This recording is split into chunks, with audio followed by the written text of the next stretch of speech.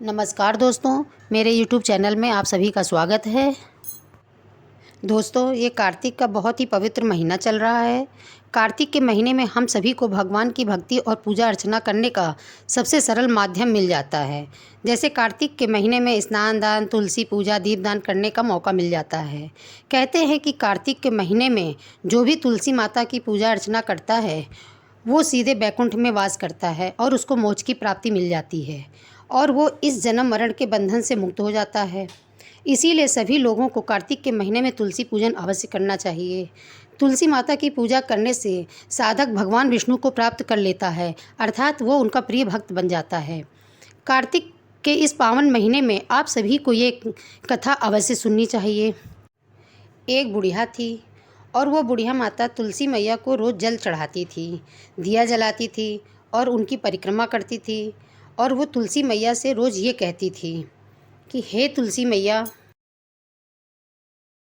सत की दाता, मैं तेरा पौधा सींचती हूँ, तू मुझे बहू दे, मुझे अड़वा दे, गड़वा दे, पीताम्बर की धोती दे, मीठा मीठा ग्रास दे, बैकुंठ का वास दे, चटके की चाल दे, पटके की मौत दे, चंदन की काठ दे, झालर की झनकार दे, साईं का राज दे, दाल भात का जीवन दे, ग्यारस की मौत दे, श्री कृष्ण का कंधा दे।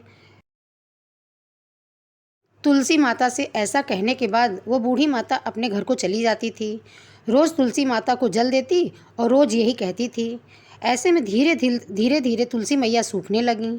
तब भगवान कृष्ण ने एक दिन तुलसी मैया से पूछा कि हे तुलसी, तुम क्यों सूखती जा रही हो? तुम्हारे पास तो इतने भक्त आते हैं, तुम्हारी पूजा करते हैं, जल देते हैं, परिक्रमा करते हैं, गीत गाते हैं। तब तुलसी मैया ने कहा कि एक बूढ़ी औरत आती है और मुझसे रोज़ यही बात कहकर जाती है। मैं उनकी सारी बात तो पूरी कर दूंगी, मगर कृष्ण का कंधा कहाँ से लाऊंगी? तब भगवान कृष्ण बोले कि जब वो मरेगी तब कंधा मैं दे दूंगा। एक दिन वो बूढ़ी औरत मर गई और सारे गांव वाले इकट्ठा हो गए और बूढ़ी औरत की अर्थी तैयार करी और उसकी अर्थी को गांव वाले ले जाने लगे, लेकिन वो अर्थी इतनी भारी हो गई कि किसी से उठ ही नहीं रही थी। तब सब गांव वाले कहने लगे कि ये बूढ़ी औरत तो कार्तिक के महीने में इतनी पूजा पाठ करती थी, तुलसी माता को सींचा भी करती थी और पाप नष्ट होने की माला भी करती थी, फिर ये इतनी भारी कैसे हो गई है?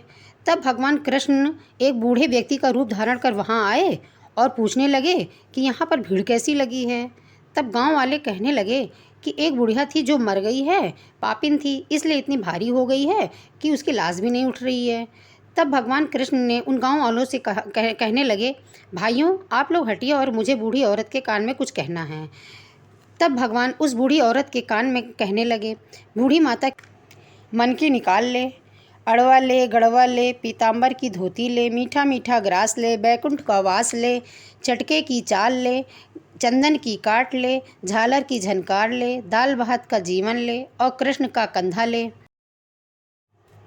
बस इतने में बुढ़िया हल्की हो गई और भगवान ने उस बुढ़िया को कंधा दिया और बुढ़िया मोक्ष को प्राप्त हो गई और वो सीधे बैकुंठ चली गई। जिस दिन बुढ़िया मरी उस दिन एकादशी का दिन था। कहते हैं कि जो कोई भी एकादशी के दिन मरता है उसको मोक्ष की प्राप्ति हो जाती है। हे तुलसी माता, जैसे उस बुढ़िया को मुक्ति मिली वैसे ही हमें भी मुक्ति प्रदान करना। बोलो तुलसी मैया की जय, बोलो गिरधर गोपाल की जय। अगर आप सभी को मेरी वीडियो अच्छी लगी हो तो लाइक कीजिए, शेयर कीजिए और प्लीज़ सब्सक्राइब भी कर लीजिए और कमेंट में तुलसी माता की जय ज़रूर लिखिए।